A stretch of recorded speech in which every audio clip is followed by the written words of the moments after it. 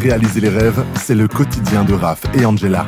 Grâce à une équipe de professionnels qualifiés, ils multiplient les chantiers à une vitesse phénoménale. Nous les avons suivis dans leur quotidien. Ce sont les génies du bâtiment. Bonjour à tous et bienvenue sur notre chaîne YouTube, les génies du bâtiment. YouTube, c'est gratuit. N'hésitez pas à vous abonner à la chaîne simplement en cliquant sur le bouton s'abonner. N'hésitez pas à cliquer sur le pouce si vous avez aimé et n'hésitez pas également à cliquer sur la petite cloche si vous souhaitez être averti de la publication de tout nouvel épisode. Si vous aimez comme nous la construction, n'hésitez pas à visionner nos épisodes précédents qui portent sur la rénovation d'un bâtiment ou tout simplement d'une pièce telle qu'une salle de bain. Dans cet épisode, nous sommes occupés à rénover totalement un bâtiment. Un bâtiment qui à la base était composé d'un hall d'entrée, d'un living-cuisine, d'une terrasse couverte, d'une salle de bain et de 2 chambres à coucher au niveau du rez-de-chaussée. Le sous-sol était composé d'un garage, d'un futur coin buanderie et d'un coin douche. Le bâtiment réagencé sera composé d'un hall d'entrée ou de nuit, de 2 chambres à coucher, d'une salle de bain, d'un sas vers WC séparé, d'un WC séparé, d'un grand living avec cuisine. Quant au sous-sol, il est réaménagé en une partie garage, une partie dressing-buanderie ainsi qu'une 3e chambre. Nous avons donc commencé par la démolition de certaines cloisons pour réagencer les différentes pièces. La chambre 2 disparaît pour se retrouver dans le salon. Le hall d'entrée est agrandi pour accéder à la chambre 1 qui, elle, reste identique.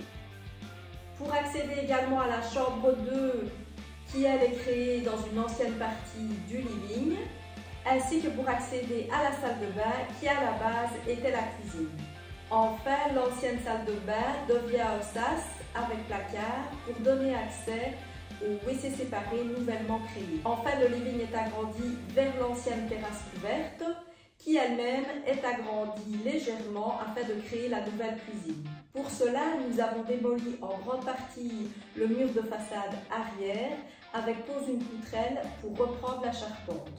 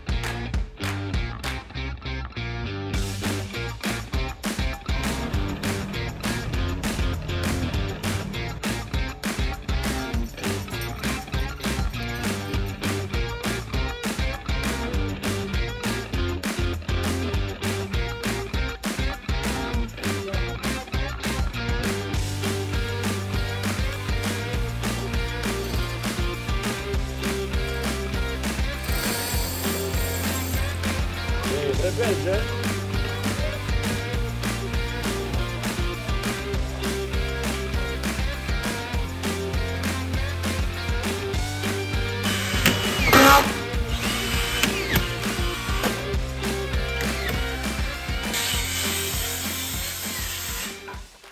Il y a donc eu la démolition de certaines cloisons et la création d'autres cloisons. Nous avons également isolé les murs extérieurs avec des plaques Gyproc isolées. Nous avons également refait les installations électriques et sanitaires.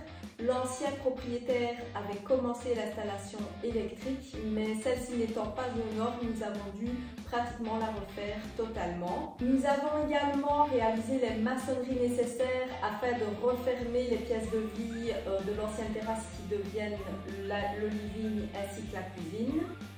Nous avons également créé la petite extension.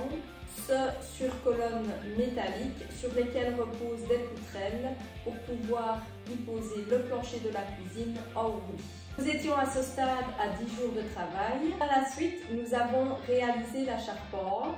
Ensuite, nous avons poursuivi les installations électriques et sanitaires. Nous avons aussi posé les seuils qui vont accueillir les futurs châssis. Nous avons également réalisé la couverture. Les finitions de celle-ci seront réalisées une fois les châssis posés. Par la suite, nous avons isolé les sols. D'un côté, nous avons placé des panneaux de 6 cm polyuréthane. Du côté terrasse et future cuisine, nous avons placé des panneaux de 6 et de 10 pour avoir 16 cm d'isolant. Nous avons également passé au Karcher le toit qui sera prochainement peint en noir. Le chauffage sol a été réalisé et plus tard la pompe à chaleur sera placée. Enfin, pour terminer, nous avons réalisé les chapes définitives qui sont arrivées. Nous sommes le 4 juillet et pour rappel, nous avons commencé les travaux de ce bâtiment le 4 juin.